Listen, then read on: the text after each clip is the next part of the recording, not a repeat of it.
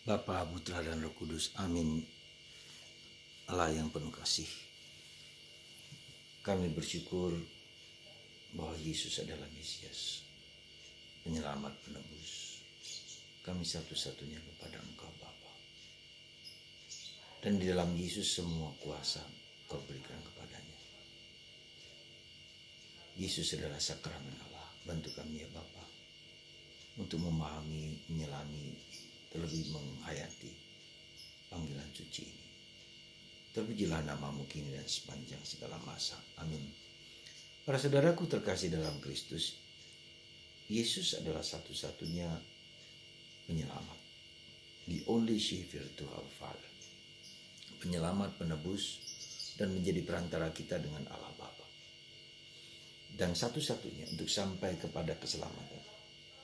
Untuk sampai kepada Sang Allah yang sejati, kita hanyalah lewat Yesus. Dan di dalam Yesus segala kuasa, segala hormat, segala kemuliaan ada di dalamnya. Karena itulah Yesus diberi kuasa oleh Bapa di surga untuk menjadi penebus, penyelamat, pembebas. Juga ketika dia sampai ke dunia dan ia kembali kepada Bapa. Sekarang Yesus tetap bekerja bersama Bapa dan Roh Kudus untuk menyatakan siapa sebetulnya Allah itu. Siapa sebetulnya pencipta itu? Siapa sebetulnya penebus itu? Siapa sebetulnya Allah yang Bapa yang penuh kasih itu kepada kita semua? Dan itulah keselamatan. Keselamatan berarti kata Yohanes adalah mengenal Allah satu-satunya dan mengenal Yesus Kristus Sang Juru Selamat. Dan inilah yang menjadi dasar ya, keyakinan kita akan keberadaan, akan gelar, akan tujuan dari hidup kita. Nah, hari ini Yesus bertanya kepada para rasul siapa dirinya. Orang mengatakan banyak tokoh-tokoh perjanjian lama. Ya. Tetapi Yesus bertanya siapakah menurut kalian setelah mereka atau ketika mereka sedang bersama-sama Yesus kemanapun ya, berada. Ketika mereka melihat Yesus sendiri, para rasul, dan diwakili oleh Petrus, dia mengatakan engkau adalah Mesias. Engkau adalah Kristus. Engkau adalah Sang Penyelamat yang telah dijanjikan dalam kurun Abraham sampai saat ini.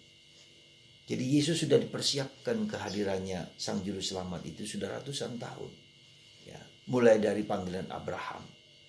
Nah, pewahyuan kepada Abraham, para nabi, hakim-hakim, kemudian kepada siapapun ya yang dipakai Tuhan untuk mendapatkan pewahyuan itu merupakan sesuatu yang direncanakan, diharapkan, dirindukan ya, dalam diri pribadi Yesus.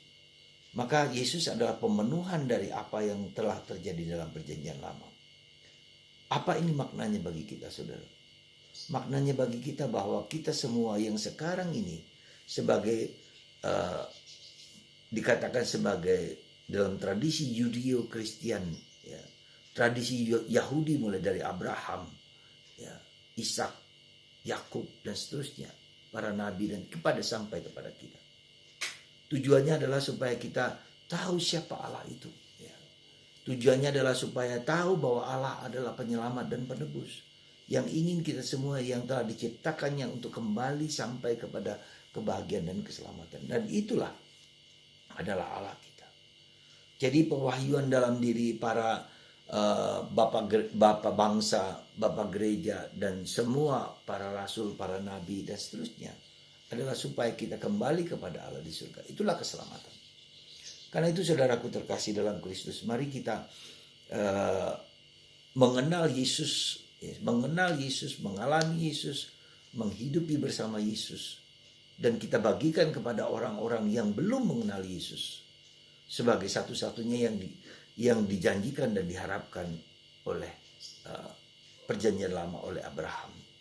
Kenapa Yesus? Karena Yesuslah yang berasal dari Allah satu-satunya, berasal dari Bapa.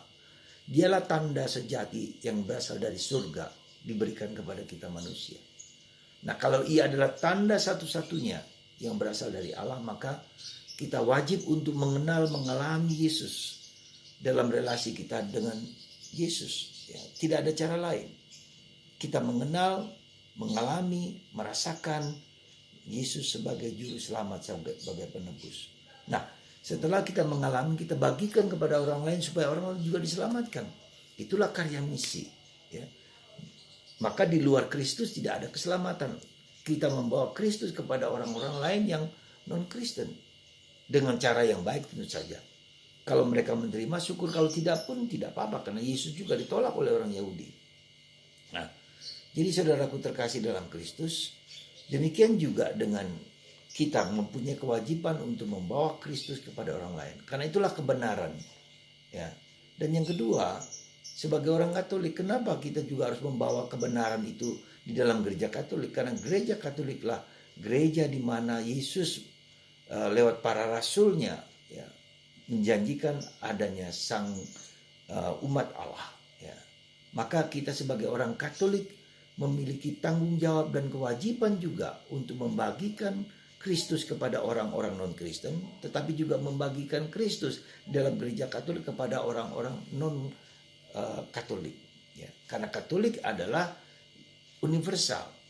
Allah menjadi manusia untuk menciptakan, Allah menjadi manusia sebagai Yesus untuk menciptakan, untuk memberikan keselamatan kepada kepada universal.